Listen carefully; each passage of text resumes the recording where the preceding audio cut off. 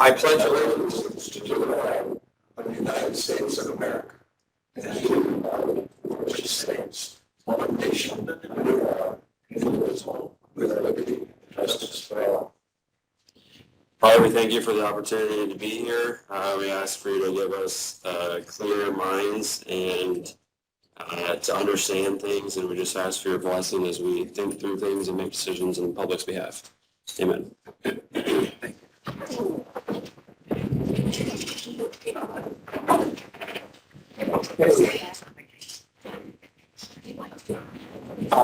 Keith and John, you should be all, I see their initials. Yeah. They're here. Yep, they're here. We're both there?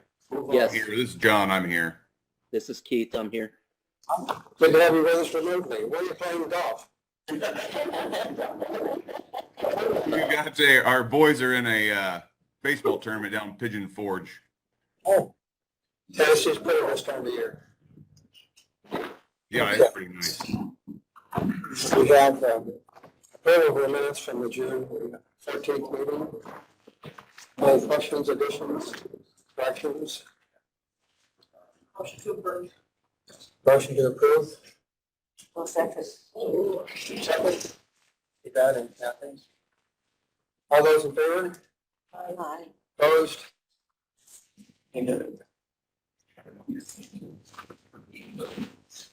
Got it? Okay, Tim Ramsey is with us from Pike County Services this morning.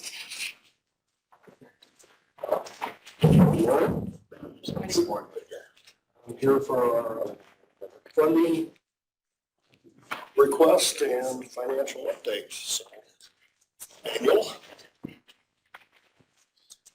Thank you.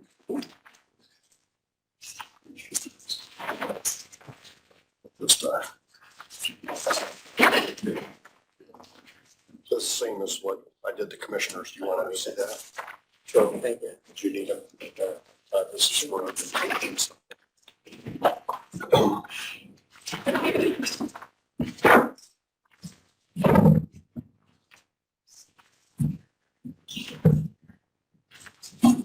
Handed out for frequently asked questions, general information, and financials, budget information, and our cash flow information is also included.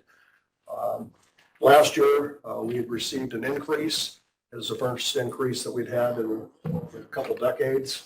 And we had increased from $39,312 to $41,280, which was a $1,968 increase. That's the same amount that we requested this year, so there was no increase requested. And I always like to remind everybody this money is not from the general fund. This actually comes from a special fund that the state has for organizations like us. So as far as challenges, some challenges is probably most other people are having, and that's staffing. We just can't get enough staff to do all the things that we need them to do. So if we had staffing, certainly would help us improve the service, the amount of service that we can provide. So as far as financially, we're at a negative $167,000 right now, but we have typically over $300,000 in depreciation that feeds into that too. So if you look at our cash flow, we're actually $65,000 to the good as far as from a cash perspective. Last year, we had a positive of $757,000 in revenue. So in Adams County, we provide services for 65 residents. And then in Wells County, we provide services, I think it's 69 residents. So any questions or anything for me? That's. How many employees, or if any, did you lose during the COVID vaccine mandate? How much money did we lose? How many employees? How many employees did we lose? We're down about 30 employees right now. Yeah. So we're changing our website, trying to do some things there that maybe will help attract employees. And also we've got one of those message centers, looks like giant TVs or whatever out front that should be installed here in just a few weeks. Even though we've been part of my county for, we've been in my county for 60-something years, and part of the community there, we don't really feel that like maybe people know us all that well. So here's an opportunity where we can actually, project the information out to the community. There's over 2 million people that go past our building right there where we're across from Kroger Plaza, which was shocking when the company that is going to put our sign in did their study. So that's a lot of traffic through there. So we're hoping that has an impact on staffing too. So we can. So how many people do you employ total, but generally? Pardon me? How many people do you employ total, generally? Typically, we have 185. Yeah. So we'd like to have regularly more close to 190, 195, but until the last couple of years, we've been at 185. So right now we're at 155. So not where we're going to be.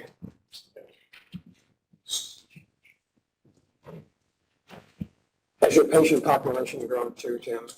Has your patient population grown? No, it's actually reduced also, as people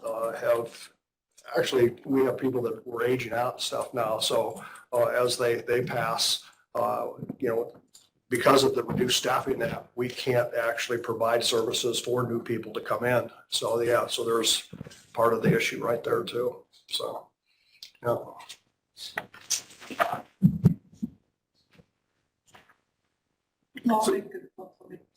So you're looking to increase from 39,312 to 41,280, right?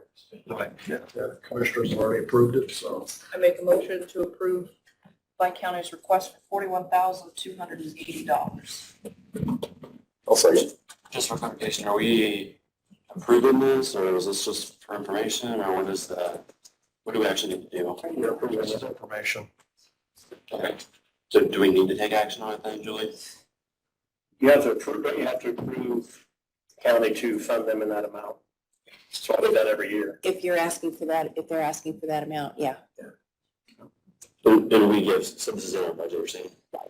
They actually could ask for more out of that particular line, but this is all they're asking for. Yeah, every day next year, that's probably something we'll look at doing.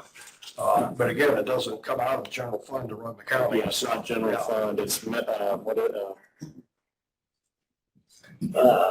mental health, something like that. What did you say? Yes, it is. Yeah, mental health. Yeah. Moved and seconded to approve the amount as presented. Those in favor? Aye. Aye. Aye. Thank you, everyone. Appreciate it. See you next year. It comes out of inside distribution. So can we approve all? We approve this amount to be budgeted, it's not coming back to budget. Okay, so it's not, it could still change, you feel you approve it.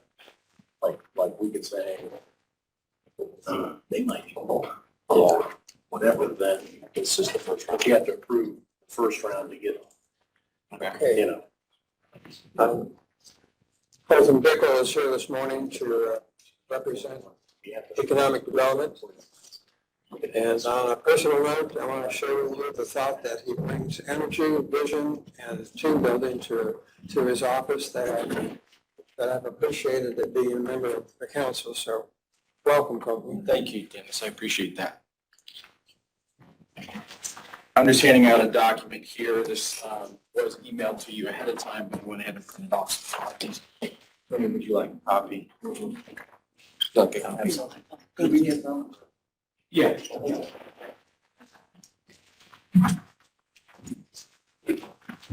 Appreciate the time this morning to provide an update. This is something we do, certainly I come if I've got specific business that I need to address with you. But even when we don't, I like to come several times a year just to give you an update on the EDC, what we've been doing, and what we're looking to do in the future. Today's report out will kind of be twofold. I've got a report out that we're going to give, and then I do have an ask for a specific project That'll be the second part of our presentation here. So the first thing I'll do, the document I provided you, what are the big things that we've done this year as we updated our brand? So you can see our new logo there, our new colors. I also provided, a sticker and a pin as well for each of you. We launched that in April. That has gone really well. It's been received really well. We're really happy with how that turned out. Part of that update was also our new website. So if you've not been to our new website, please do that. It's adamscountyedc.com. We're really proud of that website and what it offers our community, not only from an employment perspective in businesses, but also individuals. You can go on there and find the jobs that are available in Adams County. You can look at different training opportunities. The businesses that we have can go on there as well. Both businesses we have and see what services we have, but then if any business is looking to come to our communities, we have resources on there as well. So certainly go check that out. We did update our mission and vision with that, and so I've got that written down there, but I'll just read the mission out loud. The EDC's mission is to cultivate a strong economic future so Adams County residents and businesses have every opportunity to thrive. Traditionally, economic development is all about business. I think most people think a lot of what we do is business attraction, trying to bring in new business. The majority of what we do is making sure the businesses we have here stay here, right? We want to make sure that Rev doesn't go anywhere and Red Gold doesn't go anywhere. We want to make sure we have those businesses here. We do business attraction, obviously, but we also added in the component of individuals, right? We have resources we can provide to individuals as well to make sure that everybody's got the opportunity to better themselves and thrive in Adams County. So our new tagline, what we use with our new brand and our social media marketing and all of our marketing is building community, changing lives. We truly believe in that, and again, really happy with how the brand turned out, the new colors, logo, and website. So really happy with that. Some of the highlights from quarter one, quarter two, from an attraction perspective, it's actually been a really busy year, probably the busiest 6 months I've had here in this role in the 2.5 years I've been here.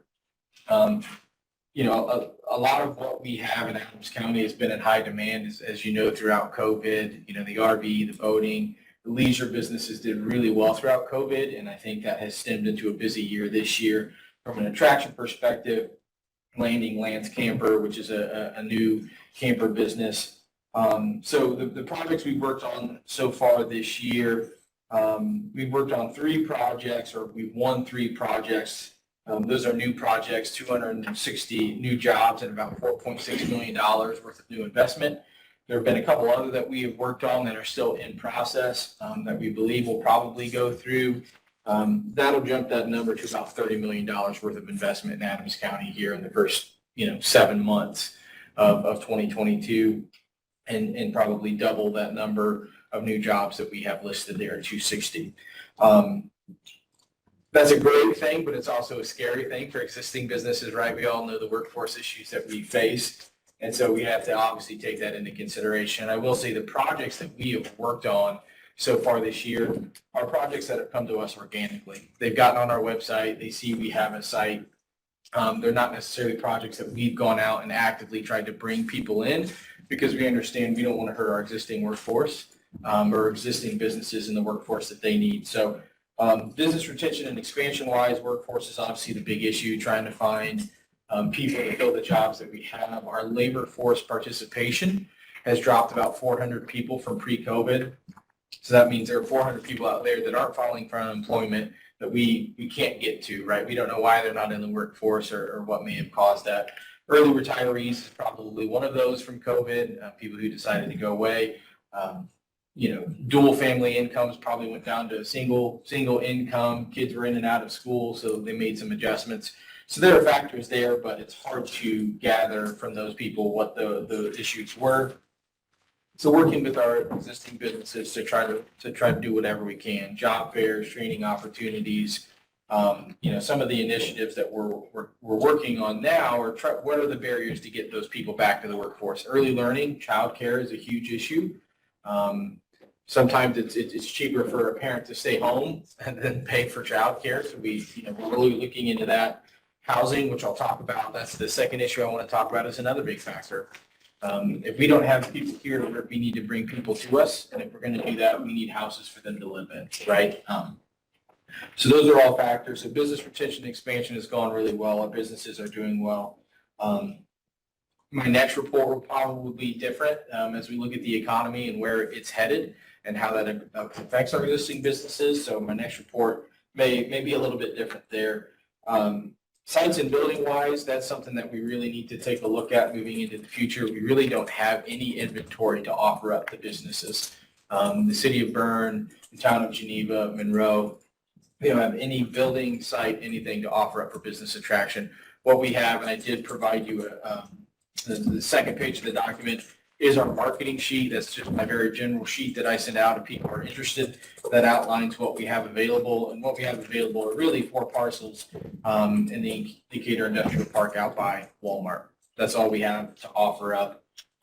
Total, you're probably looking somewhere in the 4-ish acres, but 3 of those parcels are together where you could combine that, and then there's a standalone parcel across the road. So that's something that we need to look at moving into the future. RLF loans, that's our revolving loan fund program. We offer that up to really any Adams County business, mainly geared towards small businesses, but sometimes larger industrial businesses take advantage of that. We have 2 loans that have been submitted so far this year. That's $450,000, and we will close on one of those here soon. That's $250,000. So if the other one makes it through the process of approval, that's $450,000 here in the calendar year that we've been able to loan out to businesses in Adams County. So we're really happy with how the year has gone. It's been a very busy year, but we've seen a lot of growth and a lot of success. And so we're really happy with that. With that, I know it's a lot of information I kind of throw out there at you, but would be happy to answer any questions on this specific EDC report before I jump into my housing. Yep. So Colton, you said that there aren't a lot of businesses or buildings that are open. Isn't that a positive thing that we've got?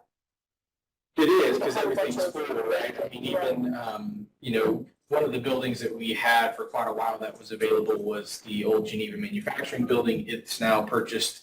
It was late last year, early this year that we really worked on that. But that was really the last building that we had to offer. So it's a good thing because businesses are here and we've seen some action, but we also want to make sure we've got inventory so that as we look to the future, we've got some availability for new businesses to come. But it's certainly a good thing. I mean, I'd rather be in this situation, right, and be looking to how do we build our inventory than we've got 10 buildings available and can't find anybody to fill, for sure. Any other questions on that part? One of the issues that keeps coming up is housing for people coming into the county. Mm-hmm. We really are in dire need of some form of development there. Right. It's a great segue, Dennis. I'll jump into the housing discussion. Unless you had a specific question. I didn't mean to cut you off. So the next request I'll bring to you, and I'll kind of outline that. As Dennis mentioned, housing is a huge issue. We understand that the inventory is super low. I did a quick search on a real estate website before coming over here. We've got 30 homes that are on the market across the county right now.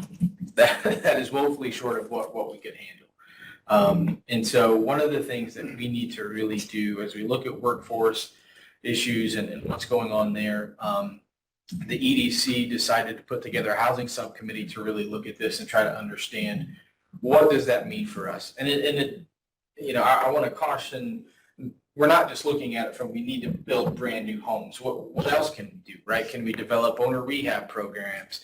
Are there other things we can do, senior housing, to open up, homes within the communities that are for new families, things like that. I mean, it's not just we're going to go build subdivisions and all of that. So what we did is put this housing subcommittee together that has representation from across the county, the hospital, manufacturers, realtors, developers, elected officials, each of the municipal bodies. We've tried to put somebody on this committee. And so we feel really good about the group that we have. But what we want to do is, in looking at the issue and trying to find a solution, we've decided that we'd like to bring on a consultant that can really help us be the boots on the ground effort, right? We did a housing study, the county did a housing study in 2017 that was really just sat on the shelf, right? There was no movement behind it as plans often do. And so we understand via that study, this isn't a study. We already have the study. We know that there's a need. What we need to do is drill down a little bit further and understand what the market potential is. So market rate apartments, if that's what, happens in Decatur and in Bern, are different from each other, and they're certainly different than what market rate is in Fort Wayne.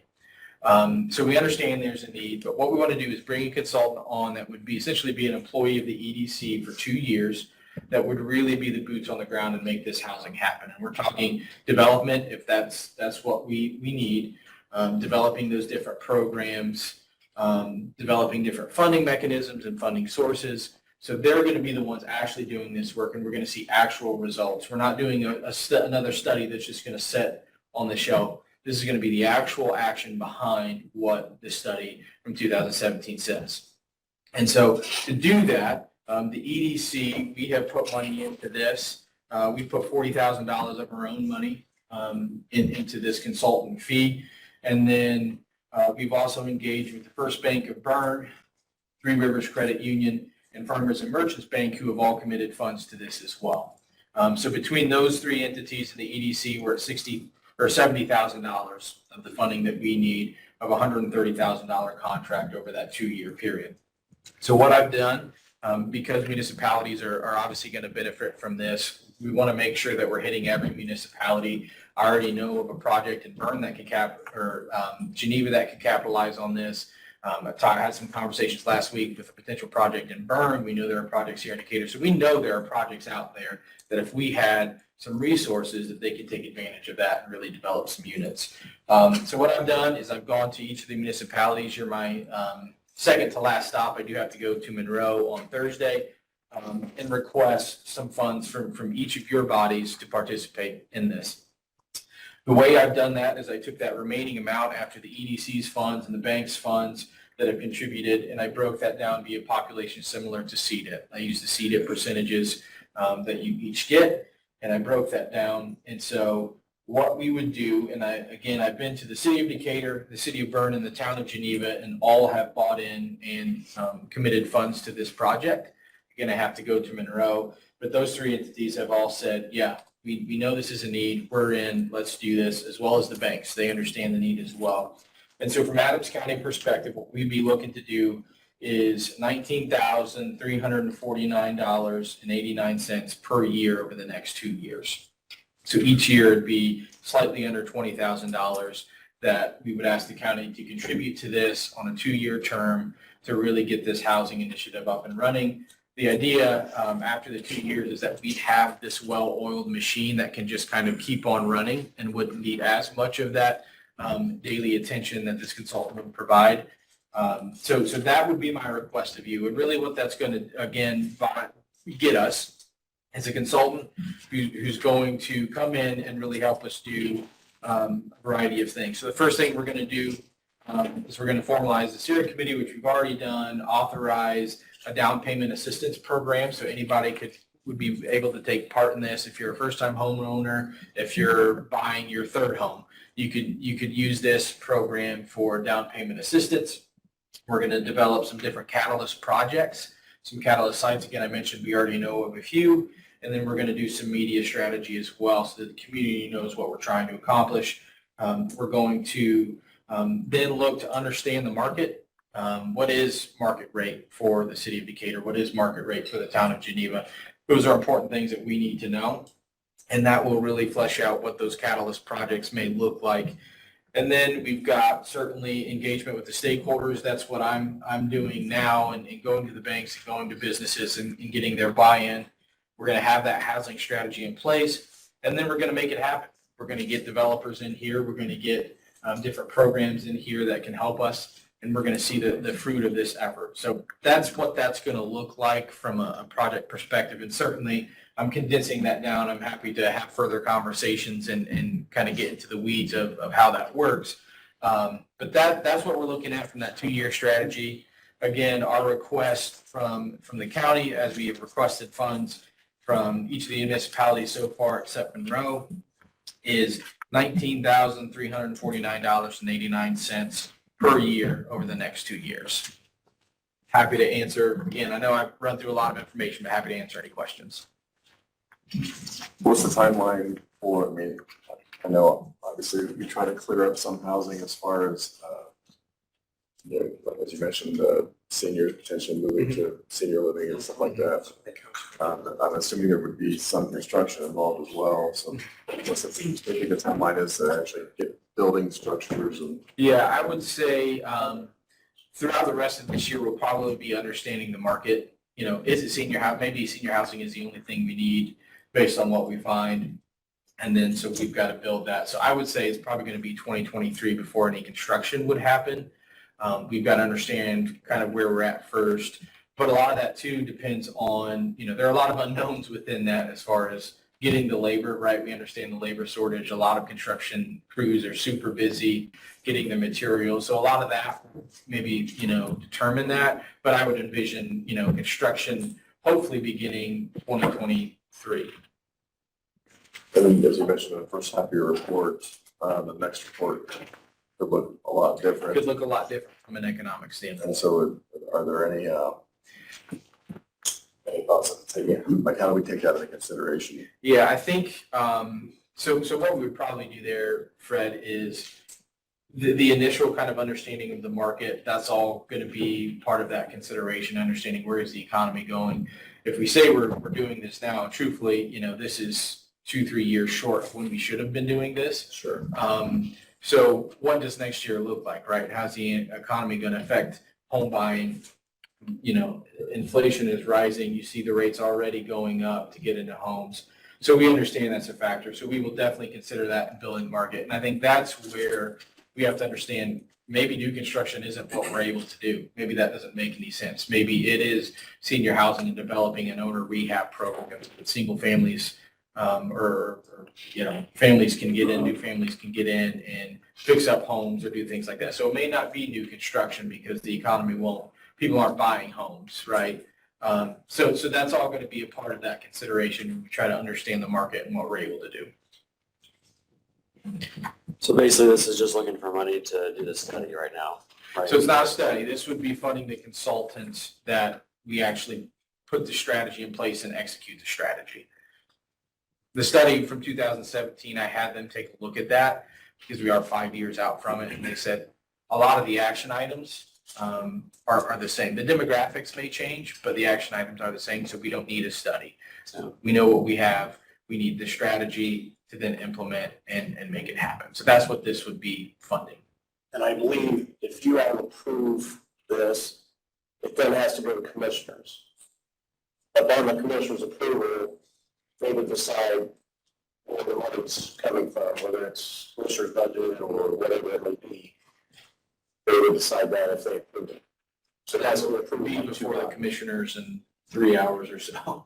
Are you wanting this money for right now, or is it going to be coming out of the budget next year, or when does that 2 years So start? you can really set that up. However, I mean, that would be, you know, maybe Tony determine how that works. So the town of Geneva has committed the full 2-year amount up front. Said we'll just pay our full amount.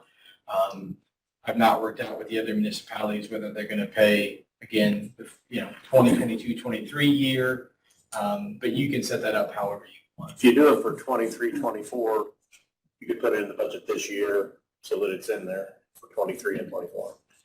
Julie, is this possible to use ARPA money for? That's what I was going to ask too. I think that would make a lot of sense. Might be. Not that we have to know today, but. Yeah, I can look into it. It might be. The problem with ARPA is you really can't use it for something that is considered ongoing. It's really more of a project-based grant. Do the 2 years. So, yeah, the 2 years up front, as long as it's spent by 26, I think we should be okay. But I'll look into it and send you an email verifying that. And I'm not sure the reporting wise requirements, how it would work with this type of thing. That would be something we'd have to look into from ARPA. And we have when are those submissions due? Is it August? August, yes. So to me, that would make a lot of sense because then it wouldn't hit the budget at all. And this is the type of projects you're looking for with ARPA money. So Tony, for now, we really can't appropriate the money because it's not been advertised. It's not on the additional commit to appropriation. doing that, you can predicate it on the fact that you're going to check with the RDAC, which I think it probably, you'd have to pay the 2 years up front, would be my guess. Because if you claim this under lost revenue, Julie would have to look at it closer, but it's possible that it definitely could work under that, and then you could just pay it in one sum from the ARPA money. I will I say, don't know what the timeline is on what you would absolutely need today. I just don't today is know. really just seeking the commitment behind it. I mean, we're not to a point where, we need that check this week, I mean, right? if you thought you were going to do it, you're pretty sure you're going to do it one way or the other. The other municipalities, I'll just throw out there, use CEDAT funds for their portions of this. ACL, my information is, having been involved and looking around in surrounding counties, I think it's important that, I don't think anybody's looking for us to grow to Fort Wayne size, but I think it's important to have growth, some growth in our county to keep us vital and keep our cities nice. If you drive around in some of the surrounding counties, it's not always the case. And I think specifically consider Decatur being situated where it is close to the, airport up in Fort Wayne and a lot of the development that's going on up that way and along 69. I think there's opportunity there to capture some. I definitely agree. Colton, forgive me if I missed it when you said it already. When do you need a commitment to get started on this? So our goal would be to launch, and, launch being more of a publicity thing, not necessarily a dollar thing in August, the beginning of August. So today I was just simply looking for is this something that you'd be willing to commit to, but not necessarily needing that funding, within the next few weeks, right? We'd probably look to August. Alden, do you have any data relating to median income per household or family income dollar amounts or things like that? Not off the top of my head, but I can look quick. That's fine.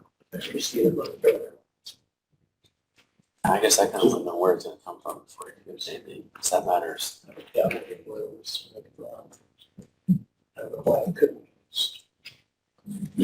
don't know, let's say we committed to that, the commissioners dole out some economic development money, correct?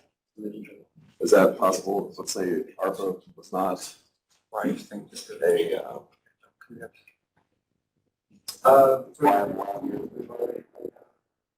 plan for commitment for CEDA money, for economic development. We currently support the Adams County Economic Development Commission to the tune of about $148,000 a year out of that funding. So this would be in addition to that. As you know, we also support Sewer District Council on the Highway Department and possible? a couple other things. So it would be in addition to that. Is it possible then, or not? Well, since those monies are committed already, we're going to plan through an ordinance as to that. This would probably be to see it. So it would be appropriated out of some final fund. Even though it's a strong economic development.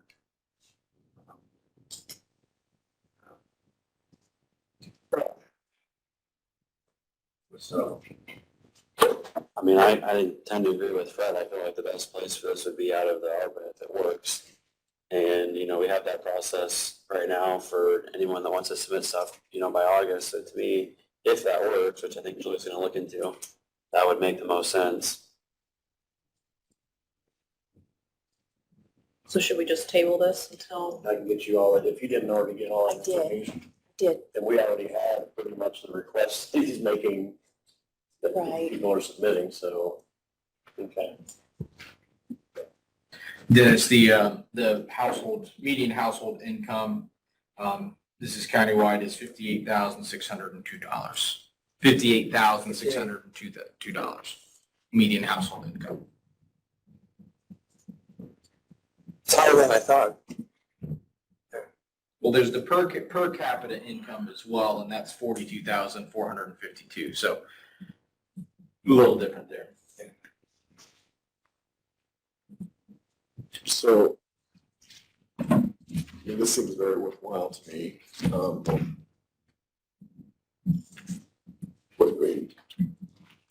What's the next step here for us? Do we make a commitment? I can see if we can utilize ARPA money for this and, Or what if we can't? You know, are we saying no? Is that what we're saying? well, if ARPA can't be used and you make that to your commitment up front, then you would, if you wanted to make the commitment and approve it, then the commissioners would decide where that money would come from, whether it be in their budget or out of the 1,000 or, you know, something else, because I think you said CEDA monies are tied up. Do you have the donation funds too? Donation fund we still have out there that would more than cover that, but how much would have it, 85,000? So there's a special donation fund that could be utilized for that, they use it for things over periods of time. Do you want to write that figure down?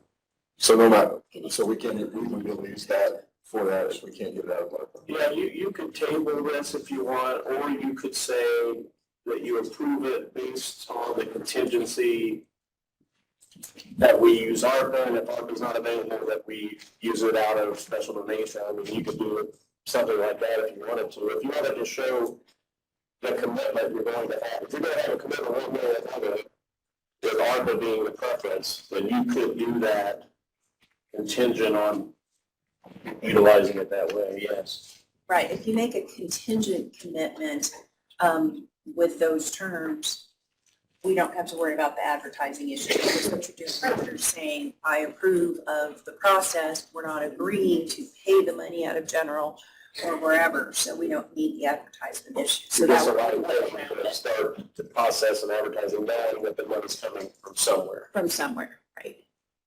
So, Jim, we did that, made a commitment on the commission's budget, so we got submitted request for additional appropriations out of a specific one. It would have to be if it's going to come out of your budget rather than ARPA, Specific, right? Unless we did the special donations when you're talking Or the about. special donations. which, does that still fall in the commissioner's budget, that special, created that within our budget, or is that outside? No, it's a separate fund outside of county general. Okay. So that's, So then the council would have to approve on that one specifically. It could be, it's just it's not gonna hit county general. and it's not It's budgeted for money anything else. outside of county general, it's not in the 1,000.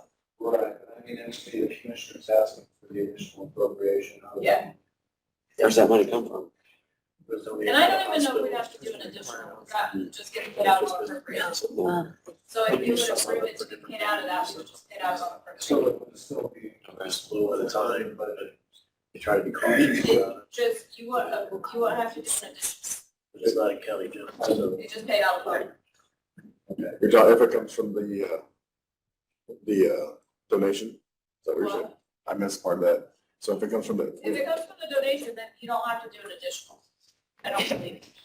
Because we would just, I would pay it out of unappropriated. So if they approve to pay it out of the donation, we would do a claim and pay it to them. And is that the way the ARPA works as well? the ARPA has to be appropriated. It does. Yes. You have, there's some funds that have to be appropriated by state statute, there's some that don't.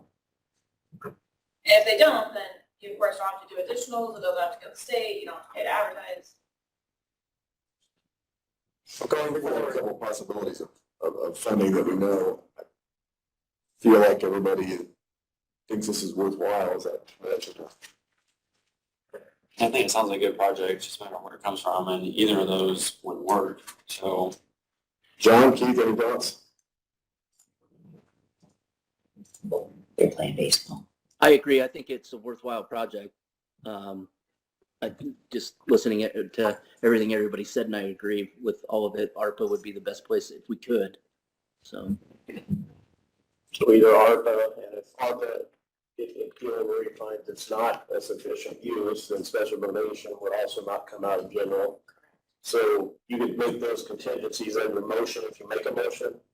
And first choice would be ARPA, second choice would be special donation, but then he has what he needs to move forward.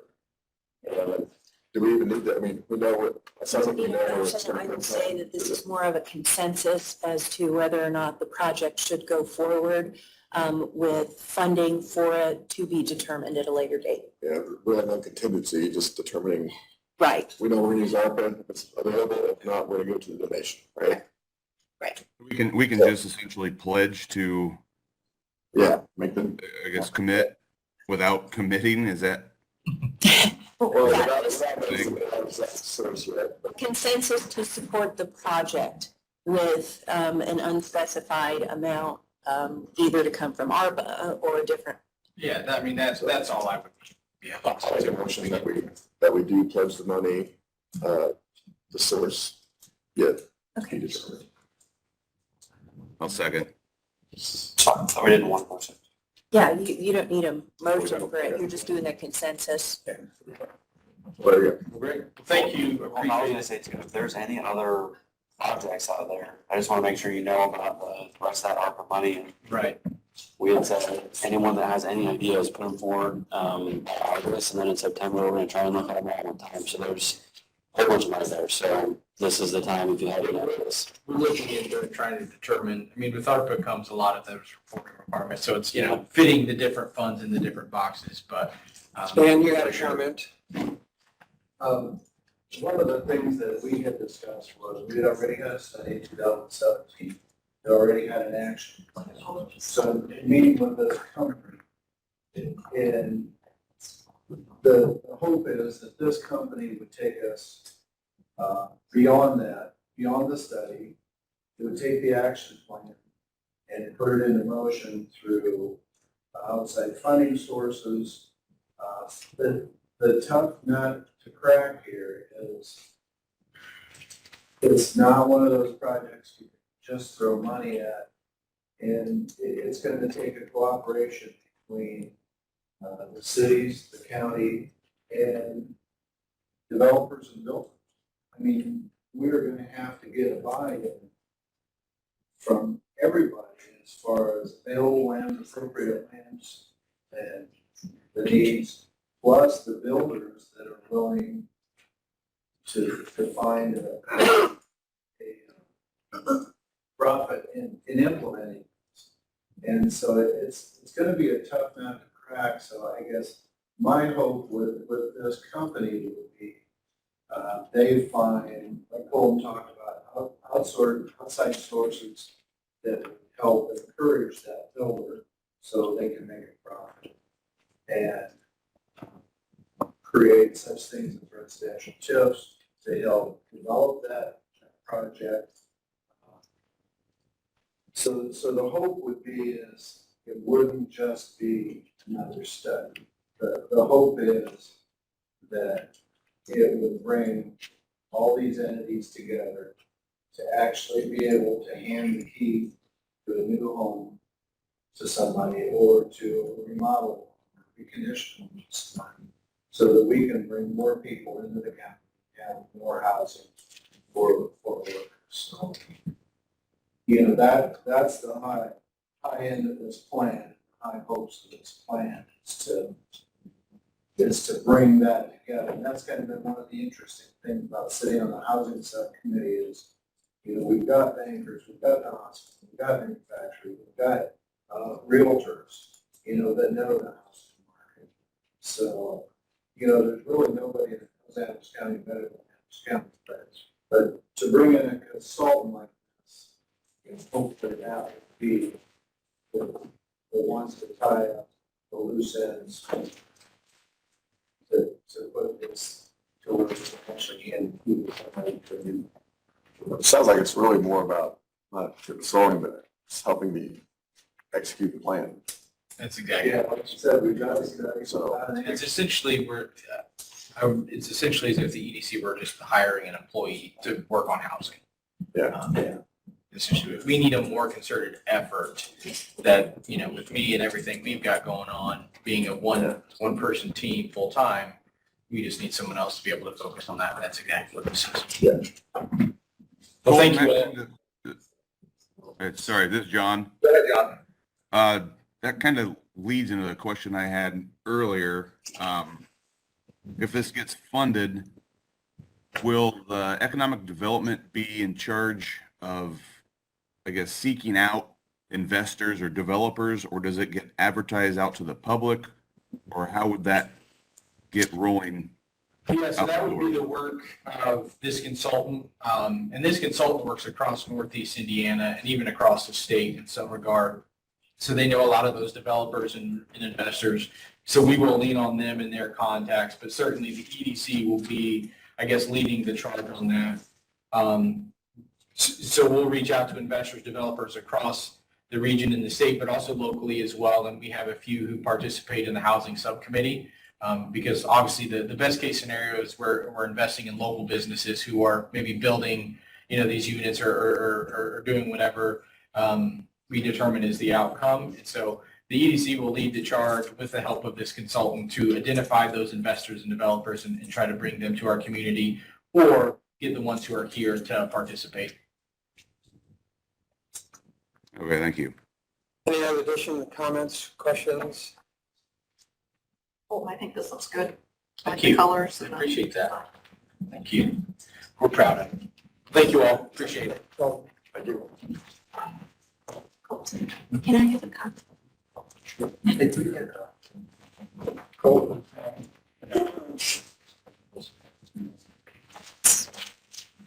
It's the same thing. Example. Yes. Everybody in the house. He's Are you in today or not? Yeah, I'm very happy to talk to you. 15 minutes real close. Get straight. What the computer version it's really done a fantastic. I'll be about one for about 2 hours. It's, well connected. And he brings a lot of. Okay, we're at the time and the schedule for Dan.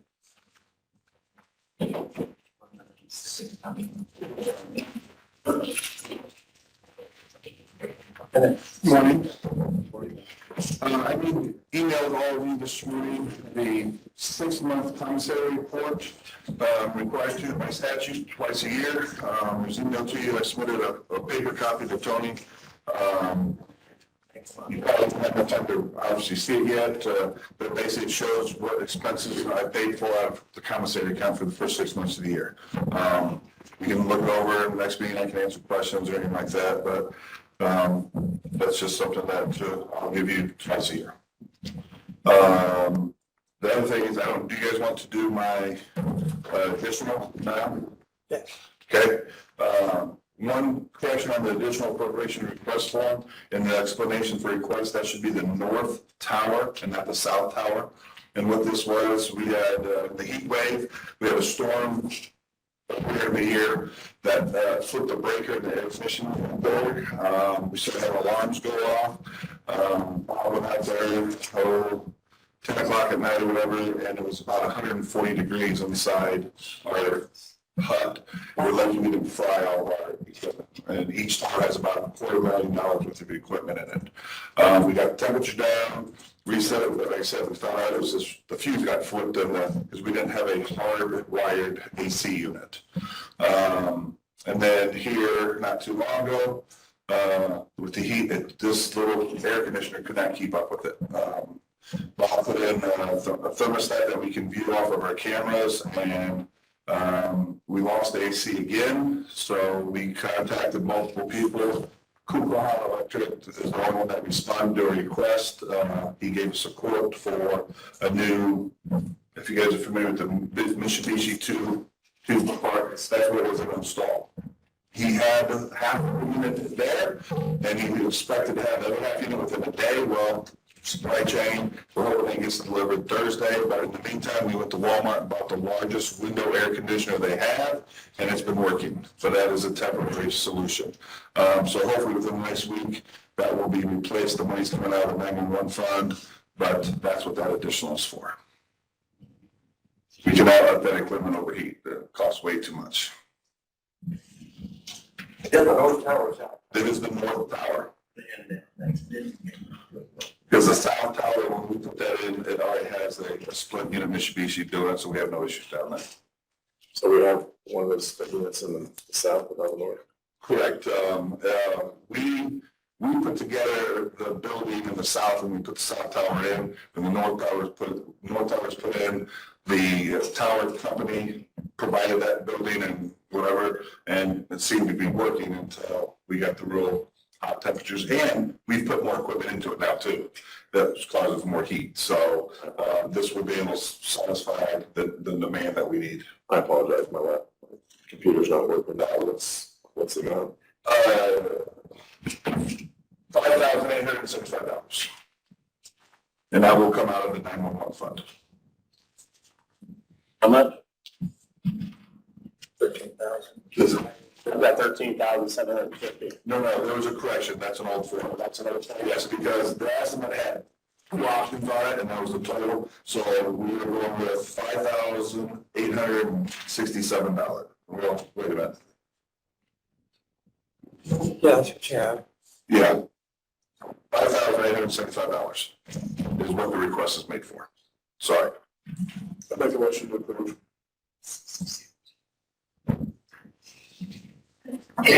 Thanks, sir. Dan, I'd ask, is there, it's not that much money for 5,000, is there any way we can transfer that inside of B91 instead of doing additional? Right now, no. We looked, when we did the fuel, we don't have it this early in the year. And that was out of the other fund. This is out of the 911. Is there anything in 911 that can get transferred? Not that I saw, because most of the 911 is, we have set bills. I mean, that's kind of set. I mean, program fees, software fees, salary, benefits. I mean, there's really not much fluff in the 911 fund. Yeah. I do want to just point out, I guess, as we look at the budgets next year, that other one was an issue that we're going to have to watch that cash balance, and this one is going to be too. I think, if I'm reading the numbers right, I had about 500,000 gallons 2 years ago, 300,000 last year. I think it's at 260 right now, budget ended about 150. So we're running, that's going to be a couple of years where that one's going to run out as well. So we just need to be thinking, how do we fund these things when E911 won't pay for it? So we've got a year or so yet, but this one and the sheriff's fund are both the one you got to watch for. And the one thing that the fund is paying for that is not common and that we've changed before is the benefits. Right now, the fund's paying for the dispatcher's benefits and things like that. Where usually that comes out of the commissioner's fund, but it's sustained it. But the rising costs and the towers are expensive costs out of that fund. And that's one reason why you see that downtrending is the towers, and you saw the transfer request for the towers because when they came online, when we did the budget for this year, all that stuff wasn't on yet, so we weren't paying for it. So it's figured in there for next year's budget, but it's a big expense. It really is. And there was talk when we first started building the towers that we build our own tower, so we don't pay for it. We pay for it up front, and then we rent out space and do it that way. Huntington County, that's what they're doing right now. They're building their own tower at their new communication center, and it's a huge expense up front. But like I said, I'm paying out for the north tower. We have a contract, one for the north, one for the south. And I have what it costs all the way up to year 2036. And it's increasing. Right now we pay 22, we pay 12, 10, 25 plus 7. So we're paying 1930 a month for the north tower. And for the south tower, we are paying almost the same. That's a month, so almost $4,000 a month we're paying in just the tower fees. So that's all. We never had that coming out of that budget before until when, and that's why you see that downtrending where that's coming out of that. So it was something that I'm looking at trying to see what we can do. But it is something that fund's not gonna be able to support it completely like it used to. Let's just, we have a motion in the amount of 5,800. Sam, before we go on, So this was advertised in the paper as the 13,750, so I'm not. Did you not receive a second one from Virginia Everett then? So the bill that says Because there's the a bill charge that of was $7,880, is that getting I paid got the from? first one, but then I got the second one that said to do it for 13,750. So what do you want it to be? It should be the 5,875. Because with the Coupon mechanical estimate, those are for two separate different units. And we picked one of the two, and that was the confusion. Okay. But So- 13 is a combination of the two. Correct, and that was an error on my part when we sent it through, but I thought we sent you, because I have a copy of this one, but did you not receive the one? I received both, but I think I was under the impression that the bigger amount was the one we needed to do. No, that was the original, that was the So mistake. you want them to approve what? 5875. Correct. Okay. Do we need to re-advertise that? I'll just print a new form and under the amount requested will be 13,750 and then under the amount approved will be 5875. Okay. My apologies. Need a second? Happy to. Who made the motion, right? Yeah, there should be a first and second. Yes. Moved and seconded, we approve the amount of 5,875 as requested for additionals at the Sheriff's Department. All in favor? Aye. Aye. Approved. There's a delay, like. So I guess the point I'm just trying to say is for council, when we're doing our budgets, we need to recognize that between the public safety and this, there's 200,000 to 300,000 where that's not being funded, and that's gonna run out in a year-ish. So we're gonna have to decide where that comes from. Either we need to move it over and start paying it out of county general, out of the jail budget, or we can't forget about that. That's something we're gonna have to do. But they can determine that at budget time. Yeah, but this is the right time to point it out. Yeah. Point well taken. And I will be having meetings with you guys here coming up after the budget is advertised, so we can discuss those exact options. Yep. Anything else? Thank you. Thank you.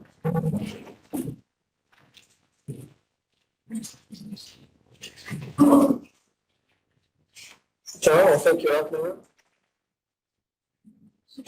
John? Sorry. Good morning. Quickly, I met with the commissioners a couple of weeks ago to go over this. Months ago, Ustein Gone allowed us to go for a grant to do a commodity study. Well, we got, Bart was able to get the grant.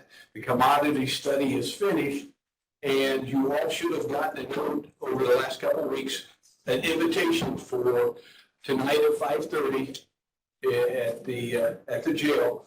We're going to have the report from the people who did the commodity study. So if you'd like to attend, that'd be great, just to see. This is the first one in my 16 years that we've done. And this is just an in-person invitation that if you have a chance to stop tonight, 5:30, and it will be presented. Afterwards, we have our regular LEPC and EMA meeting that starts at 6:30. You're welcome to attend that also, but just in person, I'd like to invite you to, if you have a chance tonight, to attend the commodity flow study presentation done by the group that did the study. So, any questions, anything? No? Good, I hope to see some of you there. Thank you. Thank you, John. This taken care of. No. I have a back on schedule. Because see you later, or if you want to email me a copy, I'll have Thank you. Thank you.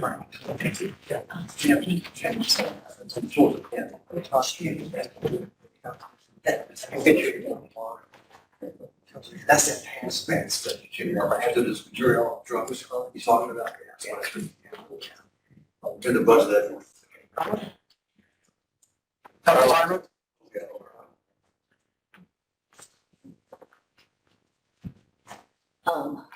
I have 2 requests for grant applications.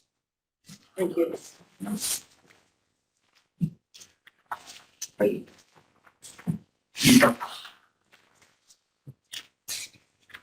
Thanks, folks. I want to on additional COVID clinics or vaccine that you may have available.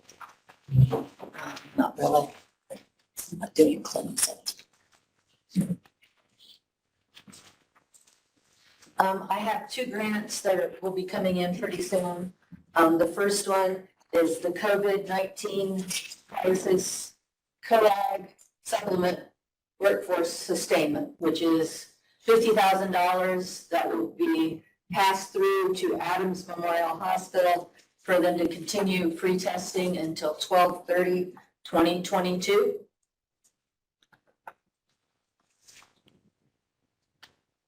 Is there any questions on that? It comes from the CDC, and it's just money that we're passing to the hospital. Do we need to vote on these separately? I would assume so, yes. I make a motion to accept Second. or grant or. I'll Moved second and the motion. moved and seconded to apply for the $50,000 grant. All those in favor? Opposed? Aye. Have to wait. That was a delay. Yeah, you gotta give it a little time, Dennis, before you go to the second one. Okay, the second grant that I have is the Public Health Emergency Preparedness Grant. We get this every year. It's the grant that pays for the preparedness coordinator, which is myself. It's $25,000 to the pass-through from the CDC to the county. Motion to approve. Second. Yes, second. Yeah, Motion to approve the $25,000 grant as presented. All those in favor? Aye. Aye. Opposed?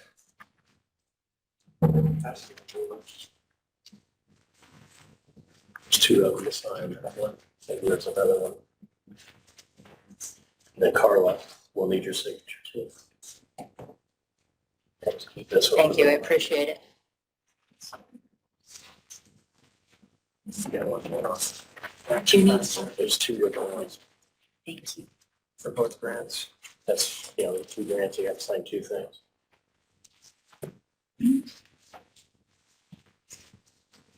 It's for the hospital pass through, the other one's for the The hospital should be thankful. Yes, but they put a lot of other money from COVID into it also. Because they'll probably still do shots, COVID boosters and things there also, which does not cover by the grant. But they get insurance money.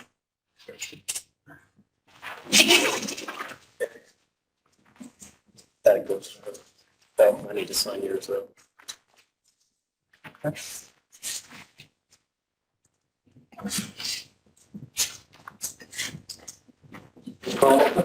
What's your formal title? Preparedness coordinator. 712.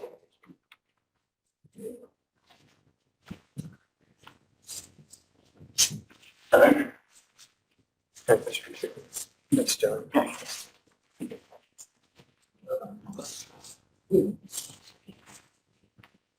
We'll see you there. Thank you.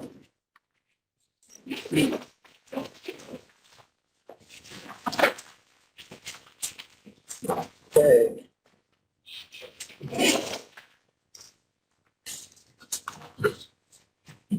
moment in time for Billy Marie. I am just putting together everything for all the ARPA grant submission or requests. So I will get that to you later on this month so that you can decide and review them all for next month's meeting. Thank you.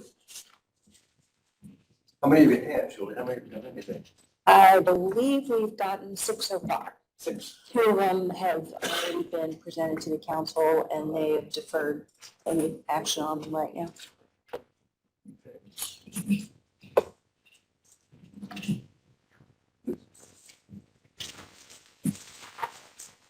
Other matters properly presented? You want my report? Go right ahead. Okay, we have, some salary ordinance and one other additional appropriation. We can do the additional appropriation first, and this is actually not additional money, it's just appropriating money that is there in that fund, so it can be used for this. And that is the QCAT development hospital ambulance, 55,000. There was nothing budgeted for that at budget time, and I think the direction council gave at budget time was for this, since it was an emergency vehicle, that this could be used with QCAT. You can cut it if I'm wrong, but I think that was I believe so. what had happened, so that's the reason for this additional appropriation. We do this every year, I think, right? It's just to them as a group. Second. Absolutely correct. Okay. Moved and seconded to approve the ambulance funding. All those in favor? Aye. Aye. Opposed? Good delay. And then I have salary ordinance, amended salary ordinance. One was in my office for a settlement deputy for Chelsea Garcia, effective 7/6/22, 17/23. Golden Meadows maintenance supervisor for Don Peterson, effective 7/5/1551. Then you have highway department, which is Fund 1176, maintenance worker and operator. When they operate the heavy machinery, they get 60 cents more. That's what was decided. I don't know when it was decided a few years ago. And that those amounts are 1915 and 1975, effective 6/6/22. Those are the 3 salary ordinance amendments that I have. Motion to approve the amended salary ordinance. Motion. Got it. There's 60 cents left. Second. Yeah. Got it. And that's all that I have today. That needs a motion. We're gonna have a meeting motion. Okay, and I will start passing these around, if you don't mind. Need a motion to approve the additional? And I get it from Kathy. We already did, that's already, we seem to vote. They got a motion and a second, we just have to vote. All those in favor? Aye.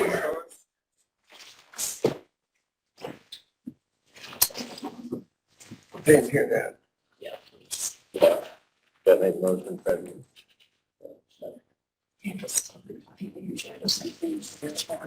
Yesterday. Okay. Sure has an additional. This is unusual. Judge Conrad sent me an email yesterday indicating that he had just received information about the opportunity to apply for a grant. The application deadline is tomorrow. He's in court right now, so he really doesn't have the opportunity to come down. So on his behalf, I'd like to give you some information with regards to it. This would be a grant from the National Center for State Courts, and it would be improvements for hybrid hearing. It's a hybrid hearing implementation initiative. What he's wanting to do is apply for the grant tomorrow. It would improve court security and the functionality of hybrid hearings in the court. There would be no added employees and no fund matching required from the county. So this is really only a pro forma request that the council allow him to apply for this grant. To give you a little bit more information on the grant, it's a one-year project that will provide state and local courts an opportunity to learn from and improve on pandemic era best practices to create permanent changes to their hearing practices. They'll be awarded in 10 to 20 jurisdictions, so there's no guarantee of it.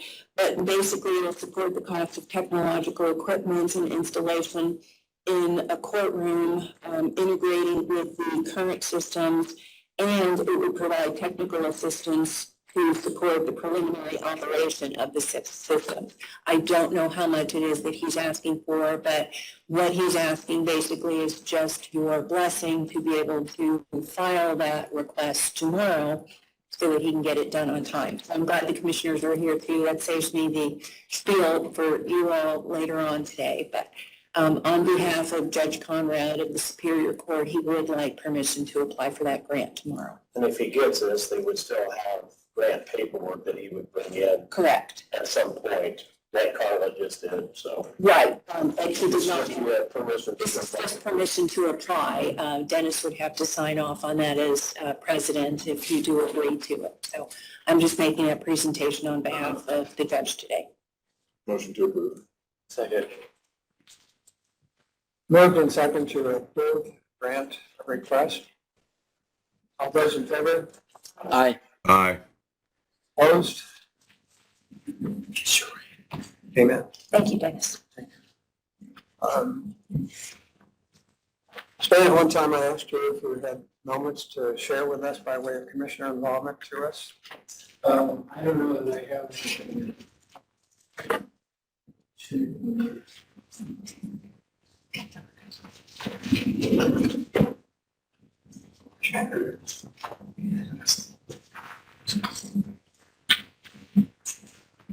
I sort of started building, I know Rick's not here, he's always still working on things as far as consolidators and elevators. He's also getting quotes on new elevators, so that might be something that we could look at. So, as far as the building environment, we've got some new chillers orders to replace the air conditioning, but they're still out probably until November, so he did get that one to where our environment is a much more comfortable environment. So it's kind of been working. We've got our ongoing project downstairs, and I don't know if any of you have been down there, but with that remodel down there, we're looking at moving the power source over, and so we can create additional server space for our server room down there and increase security for that hallway. So that's an ongoing project. Trying to think if there's anything else. Continuing to look at county trash ordinance to help control trash and degrading properties. Working with the health department, sheriff's department, building department to try and control some situations like that. So other than that, I guess we don't have any big ongoing situation. Okay, thank you. Shannon?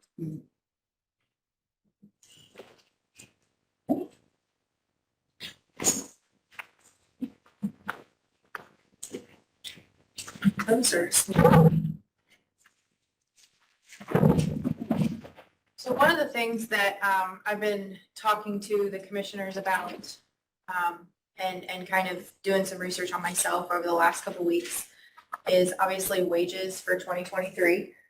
It's no surprise that this conversation is continuing to come up. I know that we had previously given advice to plan for $1 per hour for all employees in terms of an increase for 2023.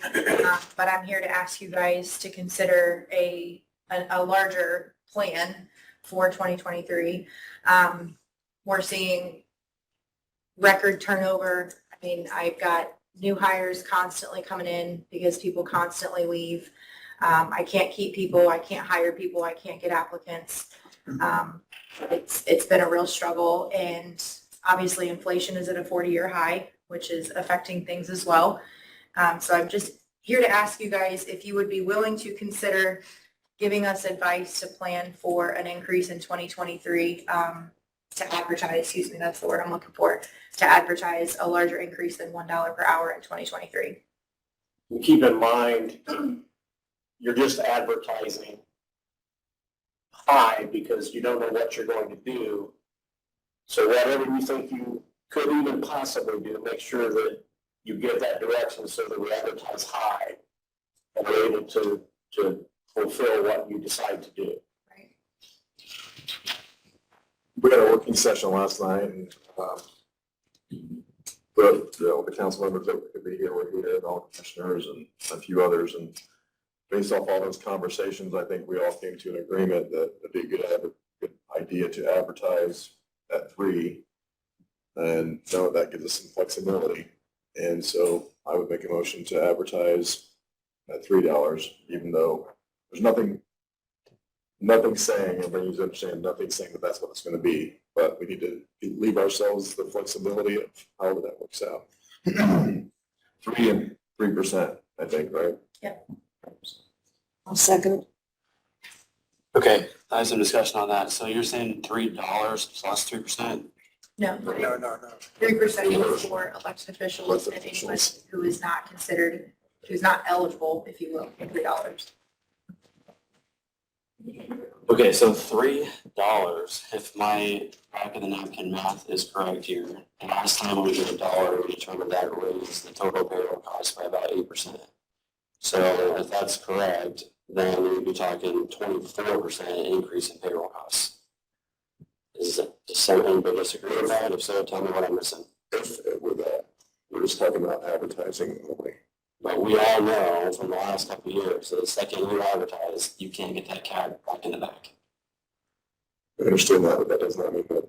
That means you're signaling towards 24% pay increase. No, that does not mean that. That's the message you're signaling to everybody. It's not the message I'm saying. I guarantee you that is the message every employee will hear. And if they only get anything less than that, they'll be upset. I We guarantee did say it. last night's meeting that this won't really go out to the departments because they've already turned in their budgets. They don't even have access to budgets, so I'm going to have to make all these changes. So what the departments turned in was $1 and then 3%. So really the only way that the department or employees are going to find out is read it in the paper, if their department head decides to tell them. And it's literally just for advertising so that we advertise high enough so that you guys have that $3 and below to go. You have a lot of wiggle room. I don't know what to say other than just flabbergasted, honestly. You know, that meeting was scheduled for a different time, and last minute we got changed to a date that I couldn't be there. And there was no question about, can you make it this date? It just got moved. And 24% increase. The national average I read was, I think, 4.5% this year. So you're talking about way higher than the national average. Inflation is longer than 4%, but wage increase nationally is like 4.5%. So we are. That's the exact comment I made last night. No wage increases are based on inflation. Yeah. And and trust me, I'm not signed on for that amount. But just to leave the wiggle room for what we may or may not need to do, that's what we agree on doing on advertising. You guys all got the email for the growth motion, right? I think Tony sent you guys the email that the growth motion is. Council, 5%. Shannon, what departments are we seeing the biggest turnover? It's still mainly the jail. Sorry, Dan. It's still mainly the jail. But as recently as 3 to 4 weeks ago, I had 12 jobs available on Indeed throughout the county, which is the highest I've ever seen, which is about 8% of our actual total full-time employees. I had a position recently in a smaller department, and I had 1 applicant for that job. In comparison, that starting rate for that job was $17.23, and in comparison, I had a different job posted 8 months ago in a different department, and it was only part-time, but it paid $22 an hour, and I had 60 applicants. So I mean, there is a very real difference between the people willing to work full-time versus part-time for that big of a pay difference. And I do want to touch on, we did not intentionally move the meeting just to make it to where everybody wasn't available. There was a miscommunication between me and the auditor's office, and it wasn't advertised in time, so legally we could not hold the meeting because it was not advertised. There's a meeting with the DLGF on the 14th, so it was important that we push through this process, and last night was the most feasible option, so that's what I decided. So if I apologize if you guys are upset about that, but that's on me. I'll take that one. I did not intentionally move that meeting to make it to where anybody was not available, but that's just how the cookie crumbled that day. But to go back to your question, yes, I have seen a very high turnover recently, but the jail still consistently has the highest turnover. So, I mean, when you can go to Walmart or somewhere, that's not a jail and make $16, $17 an hour, there's very hardly any incentive to come to a jail and make only $1 more than that. So it's been a real struggle. But respectfully, this issue is the same issue the entire country is having right now. And the rest of the country's market has responded by saying we're raising wages by 4.5%. Now, if we were strategically to say that we value it more than the rest of the market for some reason, we want to keep retention better than everybody else has decided, and we want to go 5 or 6, maybe there's an argument to be made there. We approved 8%, and now we're not approved, but we advertise 8. And now we're talking about advertising 24% increase is beyond even close to where the market's at. And it's just, I feel that we have lost touch. I think we all are aware of your. And I have a right to say what I think. I mean, you're asking for a 24% increase, you're trying to cut me off because you don't like what I'm saying. I keep asking for that. Where's the 24% coming? You just said you wanted to go $3. Okay, so I just used, I'm using mine as an example. And a 24% would be like the $6 raise. I don't know where the 24, where is 24? You're one of the highest paid employees in the county. So percentages don't work for you. The median payroll across the board, we determined last So time. you're saying that our payroll is going to go up 24%, Yes. not that we're giving each employee 24. Correct, which would mean someone would be getting way more than that. And someone would be getting way less percentage, right? Because the less you make, $3 is a bigger percentage. The more you make, $3 is a less percentage. The top end So employee, the top end employee would be making roughly 7% increase. On the lower end, you'd be roughly 12-14% increase. But we're not voting on giving those increases. We're just voting to advertise, and it's be up to us to sort it out. And I don't think we should, let it up to speculation that everybody's going to be expecting that increase. We made it perfectly clear that that is not the way it operates. So if they want to take that and run with it, that's their own fault. This is just for advertising. We've made that argument every year when we said 3% or 5%, and every year the department heads come in.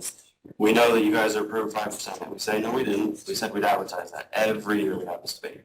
Well, that's their problem. That's not our problem. It is our problem. Tell them. No, we tell them exactly what we are saying.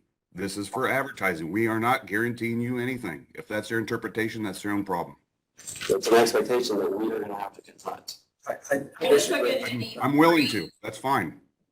I took an NE3, which is, one of the lower ones, times 24%, and that's a $3.82 raise. So, they're not going to get 24%. Right, but that's all payroll costs. You got 11% around it for perf. You got another 8% of payroll tax around on there. You can't forget about that. That's payroll costs. We're also having discussions coming up soon, I think August, with the insurance, the health insurance. We're going to look at cost-saving measures there to offset some of this. There are several other issues that we're looking to offset some of this. And it's, if you're saying $3, maybe it's better to say up to $3 with the expectation that it may not be that. Because even at $3, the net gain on that after taxes is about 2.5. So again, for my purposes in my office, we just need direction to advertise high enough before our meeting with the DLGF on Thursday when we have our budget workshop with them. To have direction on being able to make sure we advertise high depending on during all the budget process, what we discussed, what is found that we can offset the cost with and everything else. We have until we vote on it in October. And even then, once we approve the budget and vote on it in October, the DLGF can look at that and say, well, that was too much, we're gonna have to cut it. So that's the reality of where we're at from my perspective of what I have to do with my job. Stan, you had a comment. I really do appreciate meeting with the council members that were able to be there last night. I think part of the impetus of that is we were having a significant increase in turnover of employees. And we realized that there's definitely an advantage to retaining employees and getting new employees. So Shannon deals with the loss of employees plus the difficulty getting employees. We realized after looking at wages, wage comps, that was probably a significant reason for those difficulties. So I feel bad because the people that were here tonight, Shannon put together a very complete referendum on comps to our employees, to other county employees, and I don't know how many counties you looked at, but part of the issue was we're already way behind in what we pay our county employees versus other. And I wish you could have been here to see the comps because they were very relevant comps. So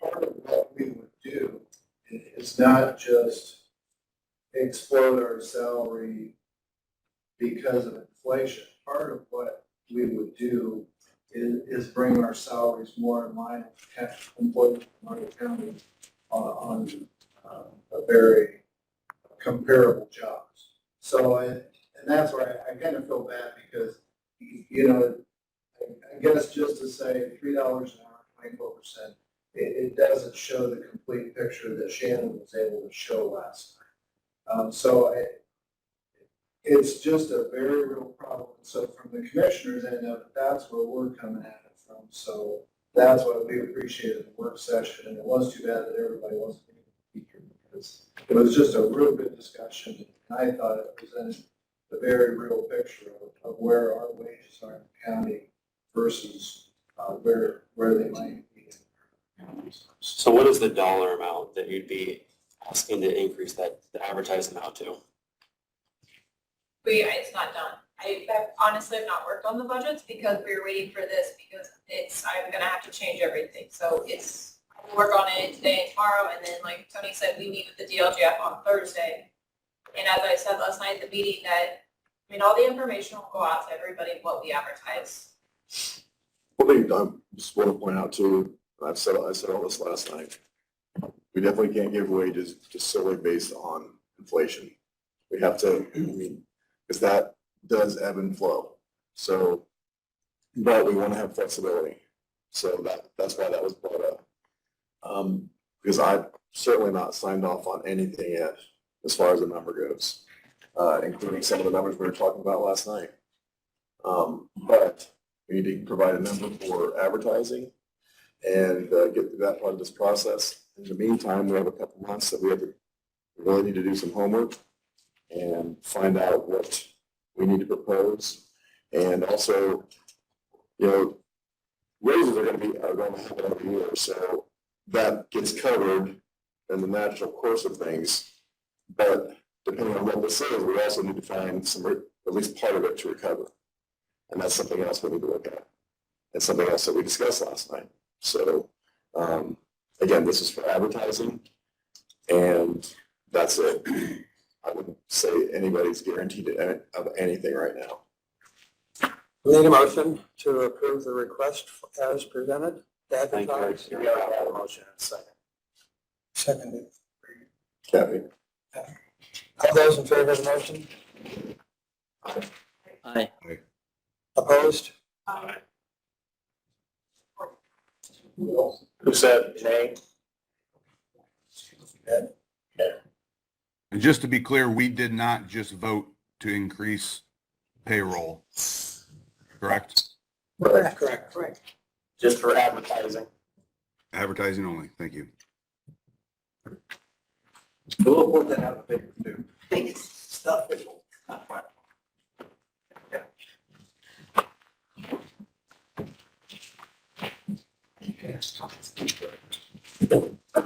All our business is completed. Any additional comments or? One other thing we talked about last night, and we talked about, I believe in the working session before that, is comp time. Not the decision has to be made right now, but I think we need to consider it. Comp time ends up really costing you more than at the time that it was taken or granted or received, I would say. So honestly, and then I think you were on board with the two. I think we should pay it off at the end of the year. Do an additional, pay it off, and get rid of it. Or it's there in a very limited fashion, because the comp time that's accrued, I mean, some of that comp time is years old and was. They got it being paid $10 an hour, and they're taking it at $20 an hour is what you're trying to say, I think. So that was the consensus during that work session, and I thought Shannon was working on making that a policy. I don't know that that's happened yet. I have a policy written, but there's a different, I can't implement a policy without some oomph to back it up. I mean, if I write a policy, we are gonna have to act on it. It's July right now. I think we need to consider it and take a look at resolving it before the end of the year honestly with an additional and not do it on next year's budget. Because the commissioners had already directed that an overtime line be added in everybody's budget to accommodate what you're saying, Fred, should that be approved during budgets by council. So that'll be a discussion that council will have, as to a liability that you have later on with loads of comp time and so forth and so on. That'll be a discussion that you guys will have to have during budget time to see what that looks like. And I went through everybody's budgets to make sure that they did put something in their overtime line items. So, and if they didn't, I contacted them and said, you need to put something in your line items to pay overtime next year. It is in everybody's budget for next year, but if you want to have it paid out in December, then we'll have to do additionals for the departments that don't have overtime right now. And just a thought, could we, maybe once it's put to an end, the comp time, could we pay it off in, a 3-year plan for us? Maybe not take the full hit if we're not able to? Honestly though, John, the longer you delay it, it just costs you more and more. I mean, I think you're better off just paying it off. Because you have to pay at the rate they're making. So if you did a 3-year thing, whatever rate they're making at that time is what you would have to. So if you paid off a third of it in this December, it would be at this pay rate, and then whatever raises are given next year, it would be at that pay rate. So you're gonna pay more. I just thought maybe break it down in thirds, so a third of it's gone every year. Just thinking out loud, so we didn't have to take such a huge hit. We'd still get the yearly increase, but it wouldn't be as much. But that's fine. Just a thought. It's a bunch of money. And it's something to consider and think about. And I know Shannon wasn't necessarily on board with getting rid of it completely. I don't know what that would look like, but we cannot be accruing hundreds and hundreds of hours of comp time. And the people retire with that. And I mean, I understand all that. They're doing what's allowable within the realm of the policy. But I think we need to get that taken care of. And for the benefit of those who weren't at the meeting last night, Bree gave us the figure as to what it would cost to pay it off. What did you say it was, 180? It'd be about 130. Oh, about $130,000. So that's what it would cost to get square and just start moving forward. So just, That's not all general. It'd be across all the funds too. right, so there would be other Does that departments. calculate birth and social security in that number? Yes. Or is that just wages? It's wages. It's just wages.